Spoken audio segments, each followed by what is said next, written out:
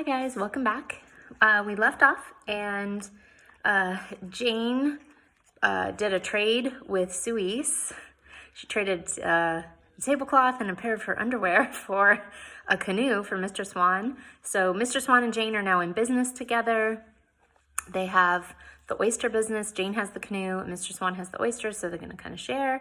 And they got all that worked out, and we're on the next chapter, chapter 12, or The Great Mistake.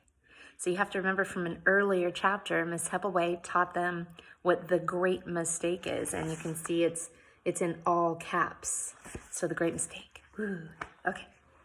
The 4th of July arrived with a cry and a shout, and also with every filthy, foul-mouthed, buckskin-clad pioneer in the territory.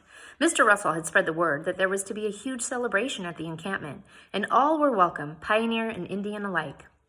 Had been up since dawn laying out food, with Suisse and Dolly lending a hand. Dolly was Suisse's slave, remember. Perhaps your William will show up, Mr. Swan said, rubbing his beard thoughtfully. Do you really think so? I hadn't even considered that William might attend the celebration. Word of your salmonberry pies has spread through the territory, he winked. Food is a great attraction to all men. The day was hot and beautiful. People started to arrive immediately. Mr. Russell and several other men had spent the week before the celebration constructing large, rough tables which had been set up in the clearing in front of the cabin. In no time at all, they were loaded with food brought by the pioneer men and Indians: smoked salmon, geese, boiled ham, bread, roast chicken, potatoes, salted fish, oyster pies, and of course, barrels of whiskey. As the only young lady present, I received more proposals of marriage by more men in need of a good bath than I care to remember. I was slicing a ham when I saw the unmistakable nose ring. So you have to think, who has a nose ring? Remember, Yella had the nose ring, and he was the one off looking for William. What are you doing here? Where's William? I demanded. He paused mid-bite, looking a little shamefaced.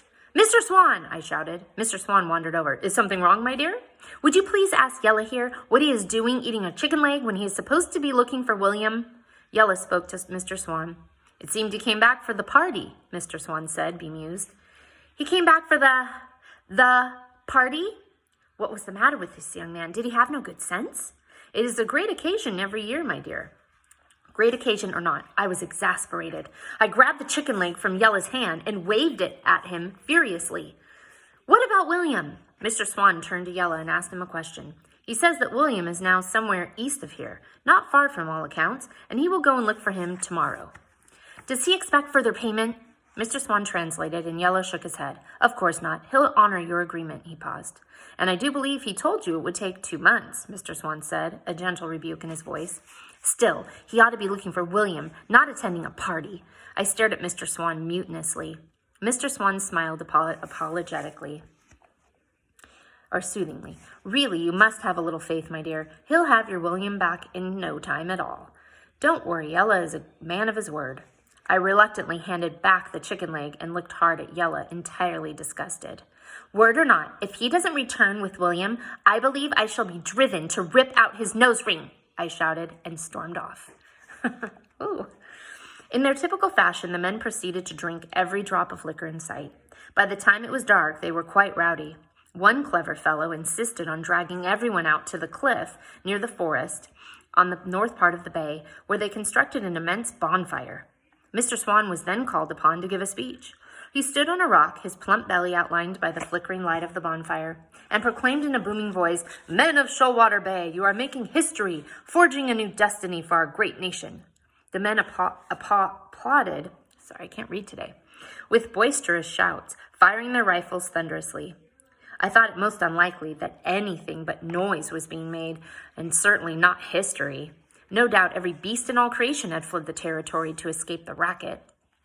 Someone broke out a fiddle and struck up a lively tune, and soon pioneer men were swinging Indian women about in wild dances. How I envied them. The sight of Yella eating that chicken leg had finished the holiday for me. Truly, I had had enough of celebrating. No doubt William would never be found. I would be a spinster forever, as Sally Biddle had predicted. Enjoying the festivities, I see. I looked up at the familiar voice. William? Expecting someone else? Jehu asked, cradling a slice of pie. He took a bite. Yours? I nodded. You're back. Got in today. Heard you've gone into business with the old man, he said. There were crumbs on his mouth, which he didn't bother to brush away, and I had to control my impulse to reach up and wipe them off. Yes, oysters. Good for you. You're full of surprises. His hair had grown in the month he'd been gone. Dark curls brushed the nape of his neck. I felt suddenly unsure of myself and said in a rush, It's just that I need to get fabric for new dresses, Anne. You don't have to explain to me, he rummaged in his sack. This is for you. He held out a bottle of New England rum. I don't drink, I said. It's not for drinking. It's for your hair, remember? Oh. I took the bottle from him awkwardly. The sound of the fiddle seemed to rise above the crowd, singing through the dark night. Brandywine howled and ran in tight circles, chasing his tail. Dog likes the fiddle, Jehu said, laughing. His warm laughter tickled along my spine. So it seems. It's a catchy tune. Want to dance? My stomach flipped in a way that felt very much like seasickness. Dance? I couldn't possibly. Respectable young ladies didn't dance at such wild gatherings, did they? Jehu gave a hint of a smile. Sure you could. He grabbed my hand and pulled me toward the crowd. But, my mind worked furiously, but I'm not wearing proper dancing shoes. You'll survive, he said, and I swear he sounded just like Papa. Before I knew it, he had put his other hand about my waist, and was whirling me about. The fiddle sang faster. Jehu was twirling me in circles, and the music was singing through me, the night air tangling in my hair, the world spinning, and I could not stop. Jehu smiled at me, and his eyes were like blue sparks in the night. He swung me around and around, and I felt a sudden rush of pleasure to be here, under this dark, starry sky, dancing. How had I lived my entire life and never felt this dizzying feeling? It was as if I was being swept along, a canoe in the river, plunging headlong into the swift currents, not knowing where the next bend would take me. Having fun? Jehu yelled. Despite myself, I smiled. He twirled me again, and as we danced, I saw a woman across the crowd being swung about by a burly pioneer. Something about her looked familiar, and I struggled to see her through the mass of people, but she kept disappearing in the crowd. And then, suddenly, she was right in front of me, her dark, grim eyes boring into mine. Mary. I stumbled. Easy there, Jehu said, catching me and pulling me up. You all right? I looked up, but Mary was gone. A dark-eyed Indian woman was in her place. You look pale. Let's take a rest, Jehu said, pulling me from the crowd. His arm was warm and comforting. He sat me down on a fallen log. What happened? You look like you've seen a ghost. I laughed shakily. Father Joseph walked by and shook his head, his face a mask of disapproval. It was clear he had seen me dancing with Jehu. I buried my face in my hands and groaned. Ignore the man, Jane, Jehu said. How can I? How can I when it's so obvious that he's right? Right about what? Look at me, wearing this skirt, going into business, and now this, dancing. What is William going to think when he finally arrives? If he doesn't love you, he's a fool, he said, his voice thick. But he thinks he's marrying a proper young lady, and here I am behaving no better than a common trollop. Jehu grabbed me by the shoulders and shook me. This is the frontier. Look around, he said urgently. Just look. I took in the sight in a blink. Men in various states of intoxication, singing bawdy songs, pioneers swinging Indian women in wild dance steps, the flickering flames of the bonfire dancing against the inky night sky, painting the forest in a blazing glow.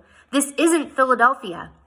But young ladies ought to be ladies no matter the circumstances, I protested weakly. There's no drawing rooms here, and no place for proper young ladies, but there's plenty of room for gals with grit and courage, Jehu said. He paused as if taking my measure. And you've got both.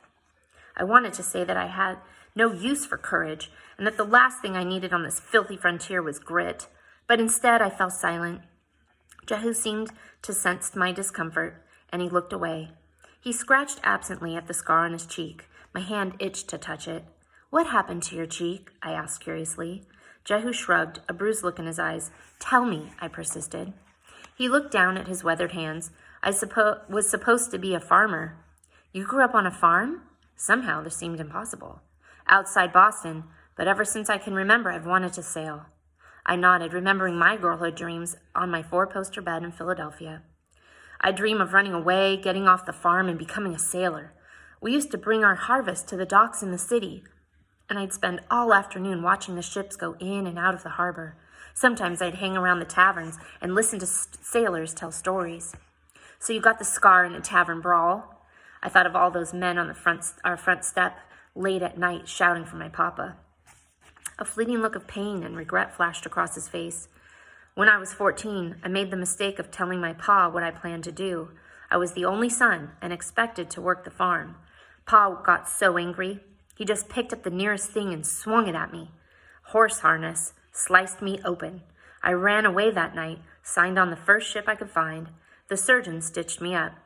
He rubbed it as if acknowledging that the surgeon had done a terrible job.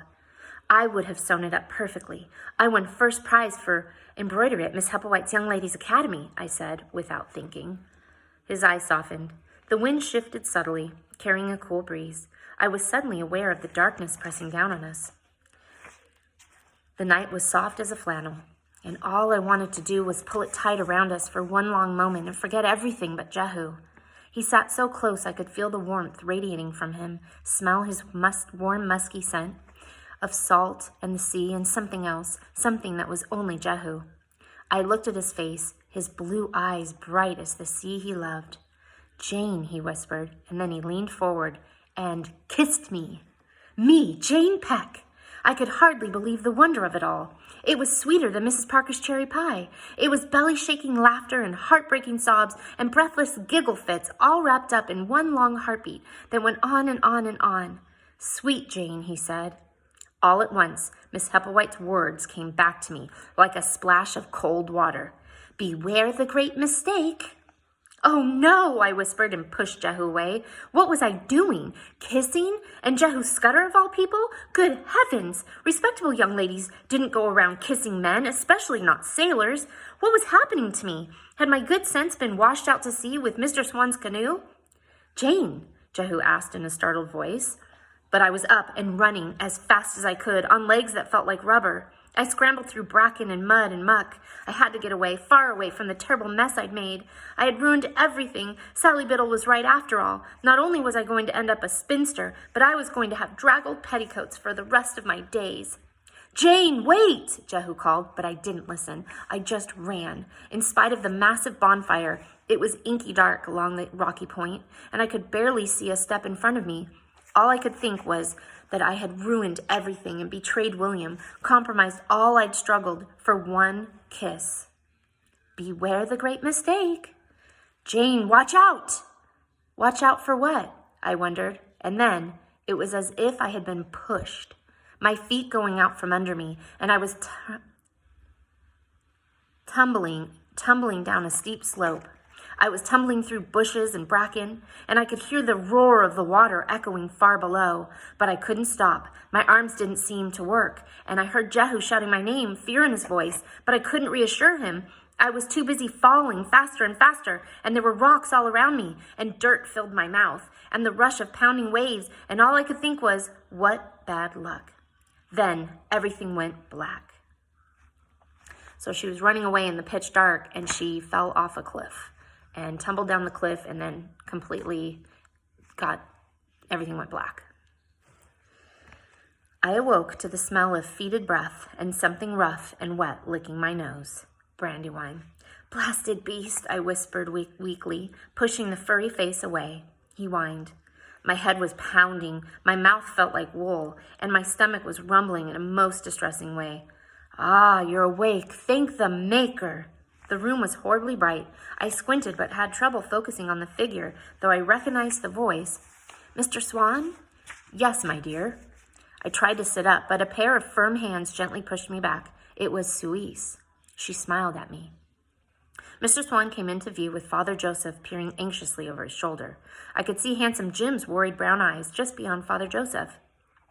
"Boston Jane, you awake?" Handsome Jim said. "What happened?" I croaked.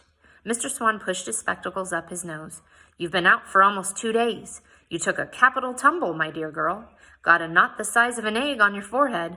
Suisse used some of her poultice to fix you up, and the good Father has kept a vigil, encouraging all of us to pray for your recovery."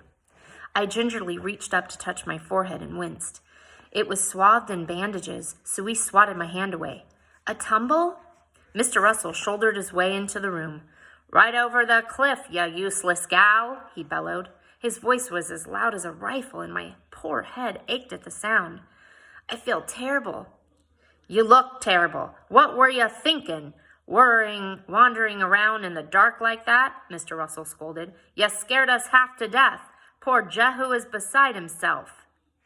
Jehu. A moment later, Jehu was at my side, and we were alone. For some unaccountable reason, my heart thumped faster. Jane, he said, how are you feeling? I closed my eyes, remembering the smell of him so close. Beware the great mistake. Jehu took my hand and wrapped it inside his own. He stared at me with those blue eyes of his, and for a moment I was almost lost, but then I remembered myself and William. It was a mistake, I whispered, pulling away. Then it was the best mistake I ever made. I shook my head, shaking away the memory of that kiss. I thought of Sally Biddle and of Miss Hepplewhite and William and stiffened my resolve. I had worked hard to become who I was, and I wasn't about to toss all that away because of one starry night, because of a sailor with bright blue eyes. He stared at me, a stony expression on his face. I'm already spoken for, I said. I gave my word. To a man who couldn't bother to meet you? He countered sharply. The truth of it infuriated me. You simply don't understand, I said between clenched teeth. I understand well enough, Miss Peck, he said bitterly. I understand that you'd prefer some fool who has the good manners to abandon you on the frontier over someone like me, a scarred sailor. That's not it at all. It's just not proper. The devil take proper, Jehu shouted. He turned and stomped out the door. You make your own luck out here, Miss Peck, Jehu said, and he was gone. The great mistake. All right, that's it for today. We only have 2 chapters left. So I hope you enjoyed, and I'll see you next time.